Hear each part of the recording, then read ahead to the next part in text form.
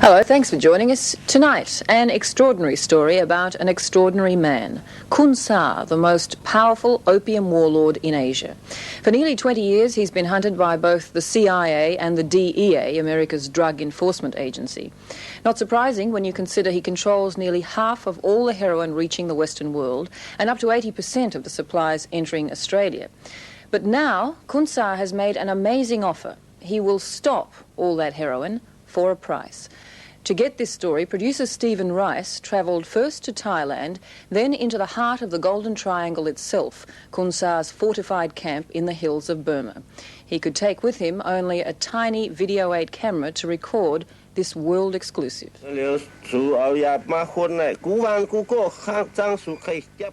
This is Khun Sa. To the outside world, a criminal who traffics in human misery. To his own people, a soldier and a hero. And now, to whoever will listen, a man with a message. I realize the danger of drugs. That is why, from my heart, I want to stop the opium. Khun Sa is the head of a 5,000-strong army fighting for the independence of the Shan state in northern Burma. The Shan people were promised independence by the Burmese government 30 years ago, a promise that quickly evaporated. It's a poor country, not much grows in these mountains, but opium poppies bloom. This farmer and his family will be lucky to earn $500 a year from their crop. Worrying about where their opium goes is a luxury they can't afford. To grow opium is very hard. They have no idea about where his opium go and how American is addicted. This year, the poppy farmers here will produce a record 1,000 tons of opium, most of which will be refined into pure heroin. 70 tons of it. And the man who controls it all is Khun Sa. To reach Khun Sa's remote camp inside Burma, Stephen Rice joined a mule caravan in northern Thailand for a journey that would take 11 hours over rugged mountain trails.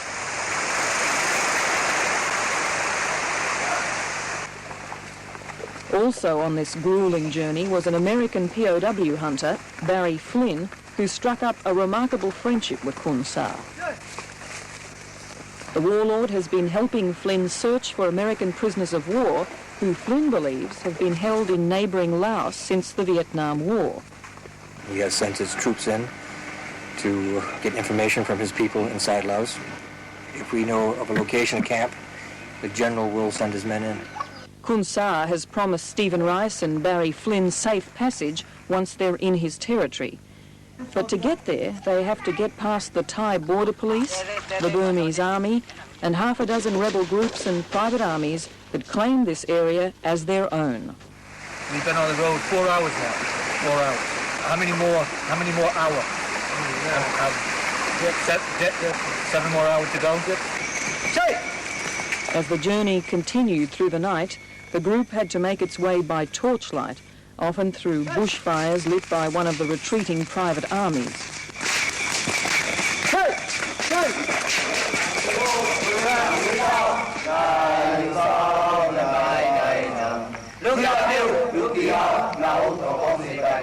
When they finally reached the relative safety of Khun Sa's camp in the early hours of the morning, they found a fortress guarded by boy soldiers. Most of Khun Sa's men are away fighting his multitude of enemies. But Khun Sa is not a man on the run. His soldiers have carved air raid shelters deep into the mountains and fortified their lookout post with trenches of deadly bamboo spikes. Khun Sa knows that the drug trade will never make him a legitimate ruler, so he has a proposition for the West. There are 3 ways of doing it. 1, you can buy all the heroin and store it. It's up to you. 2nd, we can use the money to help the people grow substitution crops. Or 3rd, you can let us buy all the opium crop for you so we can stop it completely. And with the money we get from you, we will help our people stop growing opium. Are you concerned about the effects of heroin? I realize that it has bad effects on human health and that it makes people become slow and dull. I realize very well the effect of heroin. Do you feel any responsibility for that? I feel very sad about that. And from 1977, I proposed to the Americans that I wanted to help opium eradication. But they never got back to me. What the DEA is doing on drug eradication is like cutting the branch of a tree, while more branches are blooming up all the time. Even if they continue their present course for 30 years, it won't eradicate opium. My way will work in only 6 years. Already, it is 11 years since I first proposed this. What I want to do is help in dragging out the root and eliminate opium from this area. So how much would your proposal cost? Like the government of other countries, our budget is increasing all the time. According to my estimation, I will need 50 million to do this. And yet, I was supported by 50 million every year. Within 8 years, this area would be free of opium. And would you make the same offer to the Australian government? Yes. If the Australian government is interested, I'm ready to hand over my proposal to the Australian government. I believe that General Khun Sa can stop it anytime he wants, but he just needs the help. He needs the financial help. Khun Sa said he could stop the heroin flow through his territory for 1/10 of the money that the DEA spends every year to stop heroin. Why give it to Burma? Why give it to Thailand? He's the one that controls it, goes through his territory. 1 kilo is about 2,000 baht. 2,000 baht for a kilo of opium. Of opium. Dr. Sai has been with Khun Sa for 14 years. He's not just the camp doctor, he's one of Khun Sa's closest advisors. And how much for a kilo of heroin? A kilo of heroin is now nearly 1,000 American dollars. Dr. Sai doesn't like the drug trade, but he says it's better than being enslaved by the Burmese government. And to prove his point, he took Stephen to a refugee camp set up by Khun Sa.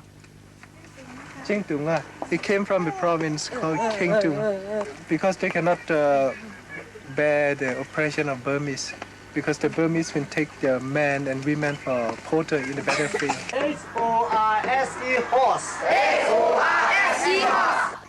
Khun Sa claims to have set up 150 schools in his territory. Here they learn English as well as the Shan language, the teaching of which has been banned by the Burmese government.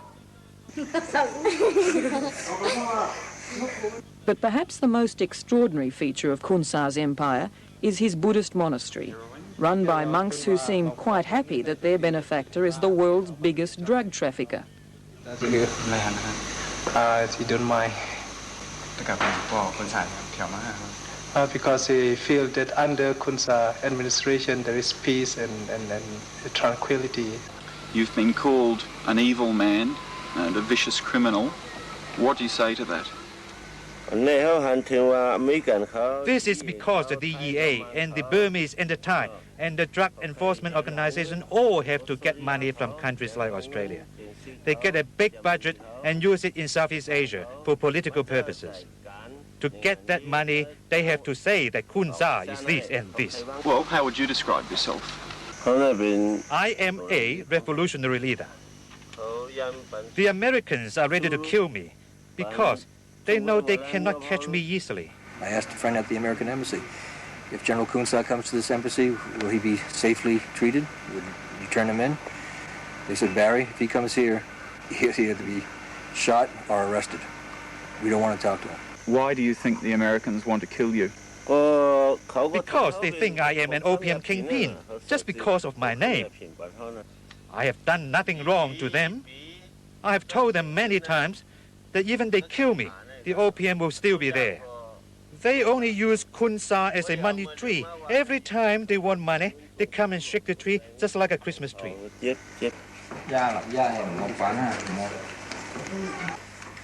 This is Khun Sa's own money tree, a tax collection station near his fortress. Khun Sa imposes a tax on all the opium and refined heroin that passes through his territory. And in Khun Sa's territory, there are no tax cheats. People who try to avoid paying their dues tend to have a short life expectancy. If I don't kill you, you'll kill me. So I have to kill you. Yet among his men, there's a real affection for Khun Sa and a passionate belief in the justice of their struggle.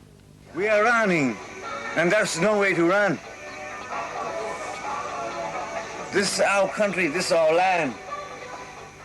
Neither the Burmese nor the Thai government has been willing to risk an armed attack on this camp. Instead, the Burmese, backed by the US and the United Nations, has been spraying the village's opium crops with the poison 2,4-D.